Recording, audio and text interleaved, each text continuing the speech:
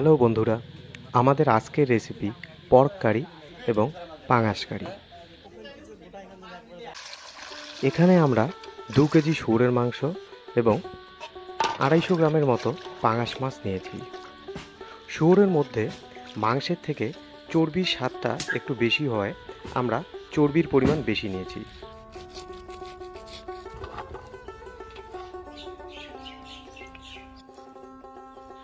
মাংস ও চর্বিগুলোকে ছোট ছোট পিস করে কেটে তারপর পরিষ্কার জল দিয়ে ভালো করে ধুয়ে নেব।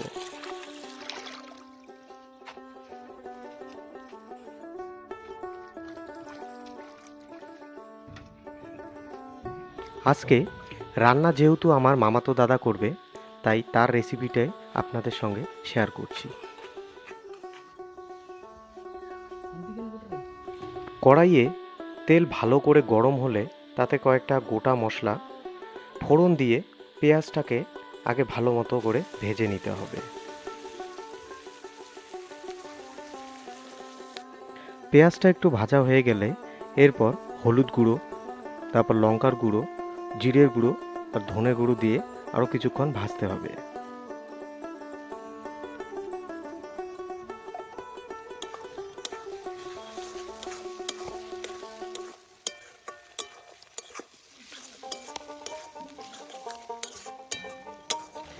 এরপর আদা, রসুন আর কাঁচা লঙ্কার পেস্টটা দিয়ে মশলাগুলোকে আরও কিছুক্ষণ কষাতে হবে।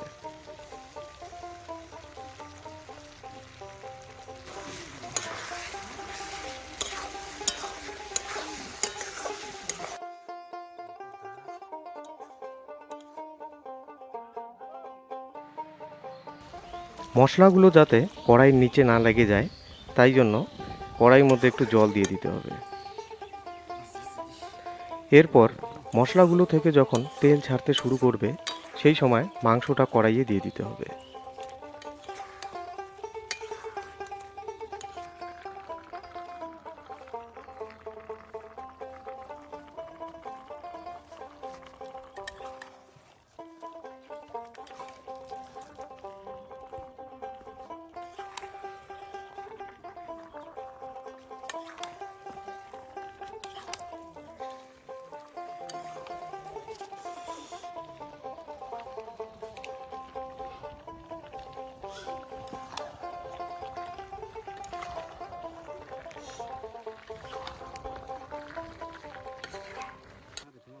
মাংস রান্নার পরেই কড়াইতে মাছ তুলে দেওয়া হবে।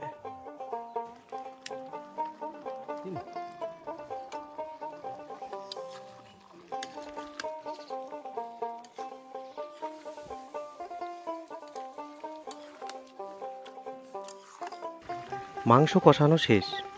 এবার কড়াইতে জল দিয়ে 40 মিনিট পর মাংসটা নামিয়ে নেব।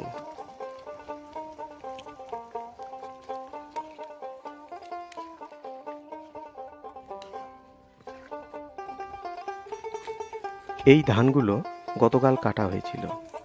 আজকে যখন গেট খুলল, তখন এই ধানগুলো বাড়ি নিয়ে যাওয়া হচ্ছে।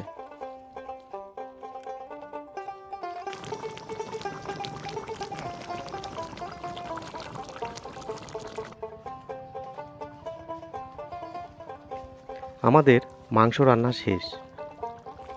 এবার মাংসের উপর কিছুটা গরম মশলা দিয়ে মাংসটাকে নামিয়ে নেওয়া হবে।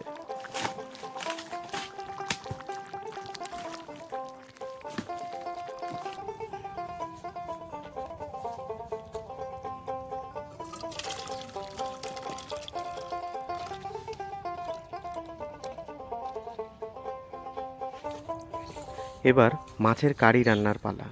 মাছগুলোর গায়ে হলুদ আর লবণ দিয়ে তারপর কড়াইতে ভাজতে হবে।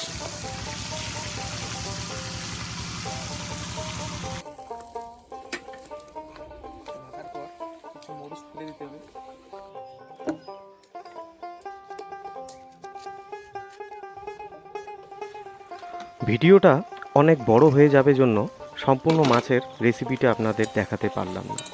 তবে অন্যদিন আলাদা একটা ভিডিওতে আপনাদের পাঙাশ মাছের রেসিপিটা শেয়ার করব।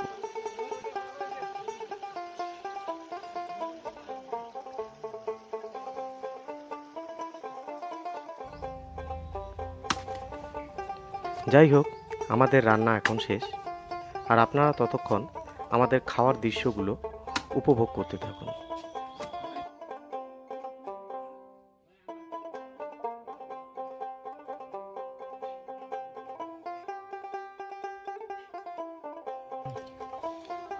খাও আলু নাই আলু না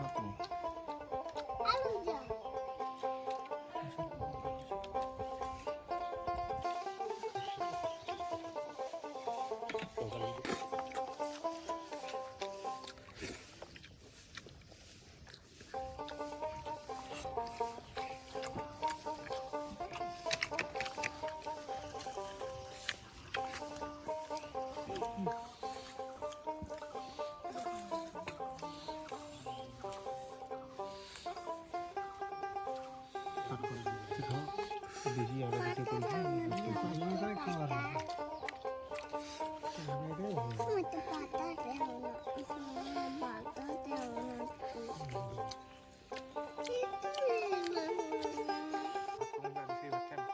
আমাদের ভিডিওটা এতক্ষণ দেখার জন্য আপনাদের সকলকেই ধন্যবাদ। ভিডিওটি যদি আপনাদের ভালো লেগে থাকে তাহলে অবশ্যই ভিডিওটি লাইক, শেয়ার ও সাবস্ক্রাইব করে আমাদের পাশে থাকবেন।